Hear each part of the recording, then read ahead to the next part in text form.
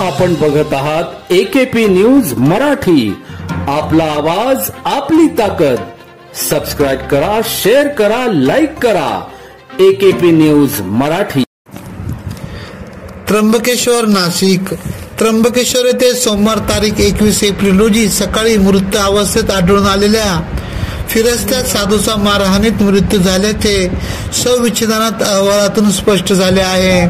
पोलिसांनी या प्रकरणी सीसीटीव्ही फुटेजच्या आधारे 2 संशयितांना अटक केली। त्र्यंबकेश्वर पोलिसात मंगळवार तारीख 22 एप्रिल रोजी खुनाचा गुन्हा दाखल करण्यात आला। बाळू कसबे व अजय गमे राहणार त्र्यंबकेश्वर अशी अटक करण्यात आलेल्या 2 संशयितांची नावे आहे। या संशयिताच्या मारहाणीत प्रभाकर सदाशिव घोटे वय 52 राहणार पिंपळगाव डुकरा तालुका इगतपुरी असे मृत्यू झालेल्या फिरस्ता साधूचे नाव आहे। पोलिसांच्या माहितीनुसार त्र्यंबकेश्वर येथील स्वामी समर्थ कमानीजवळ गाळ्याजवळ फिरस्ता साधू घोटे हा राहत असता सोमवार तारीख 21 पहाटे सुमारास संशयित कसबे व गमे मद्यपान करत होते। त्यावेळी त्यांच्यात वाद झाला। शाब्दिक वादाचे पर्यवसनात मारहाणीत झाले।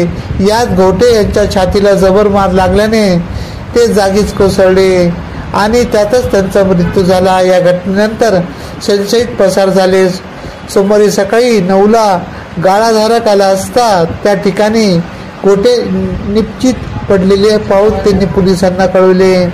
पोलिसांनी घटनास्थळाचा पंचनामा करून मृतदेह शवविच्छेदनासाठी जिल्हा रुग्णालयात पाठविला होता। त्र्यंबकेश्वर पोलीस व नाशिक ग्रामीणचे स्थानिक गुन्हे शाखेचे पोलीस यांनी तपास करत 2 संशयितांना ताब्यात घेतले। AKP न्यूज साठी ब्युरो चीफ अनवर खान पठाण, नाशिक।